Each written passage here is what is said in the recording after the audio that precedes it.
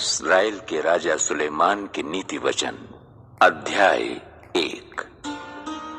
इनके द्वारा पढ़ने वाला बुद्धि और शिक्षा प्राप्त करे और समझ की बातें समझे और काम करने में प्रवीणता और धर्म, न्याय और निष्पक्षता की शिक्षा पाए कि भोलों को चतुराई और जवान को ज्ञान और विवेक मिले, कि बुद्धिमान सुनकर अपनी विद्या बढ़ाए और समझदार बुद्धि का उपदेश पाए, जिससे वे नीति वचन और दृष्टांत को और बुद्धिमानों के वचन और उनके रहस्यों को समझें। युवकों को सलाह।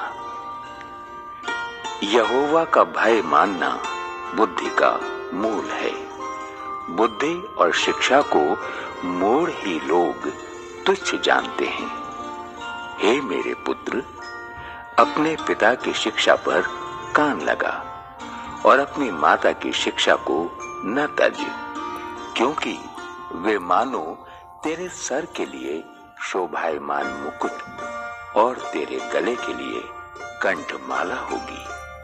हे मेरे पुत्र, यदि पापी लोग तुझे फुसलाएं तो उनकी बात न मानना। यदि वे कहें हमारे संग चल कि हम हत्या करने के लिए घात लगाएं, हम निर्दोषों की ताक में रहें, हम अधोलोक के समान उनको जीवता कब्र में पड़े हुओं के समान समूचा निकल जाएं, हमको सब प्रकार के अनमोल पदार्थ मिलेंगे, हम अपने घरों को लूट से भर लेंगे, तू हमारा साझी हो जा, हम सबों का एक ही बटुआ हो।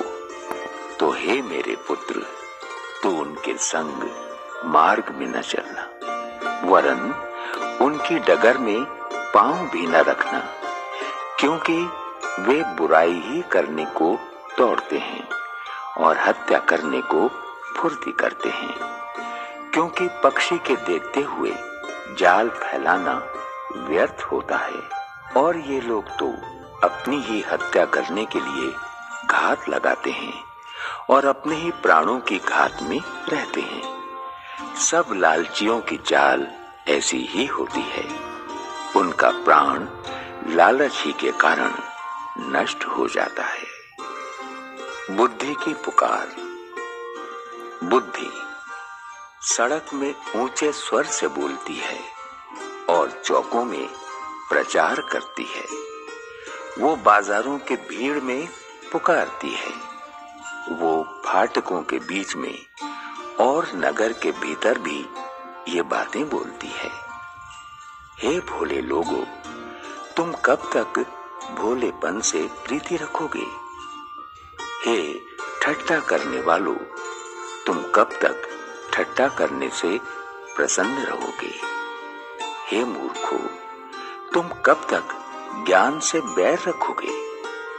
तुम मेरी डांट सुनकर मन फिराओ।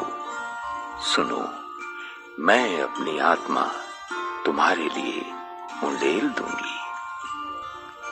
मैं तुमको अपने वचन बताऊंगी। मैंने तो पुकारा परंतु तुमने इनकार किया, और मैंने हाथ फैलाया परंतु किसी ने ध्यान न दिया, वरन तुमने मेरी सारी सम्मति को अनसुनी किया और मेरी धारणा का मूल्य न जाना। इसलिए मैं भी तुम्हारी विपत्ति के समय हंसूंगी, और जब तुम पर भय आ पड़ेगा, वरन आंधी के समान तुम पर भय आ पड़ेगा और विपत्ति बवंडर के समान आ पड़ेगी, और तुम संकट और सकेती में फंसोगे, तब मैं ठट्ठा करूंगी। उस समय वे मुझे पुकारेंगे और मैं न सुनूंगी। वे मुझे यत्न से तो ढूंढेंगे परंतु न पाएंगे, क्योंकि उन्होंने ज्ञान से बैर किया और यहोवा का भय मानना उनको न भाया। उन्होंने मेरी सम्मति न चाही, वरन मेरी सब ताड़नाओं को तुच्छ जाना। इसलिए वे अपनी करनी का फल आप भोगेंगे और अपनी युक्तियों के फल से अघा जाएंगे, क्योंकि भोले लोगों का भटक जाना उनके घात किए जाने का कारण होगा और निश्चिंत रहने के कारण मूढ़ लोग नष्ट होंगे। परंतु जो मेरी सुनेगा वो निडर बसा रहेगा और बेखटके सुख से रहेगा।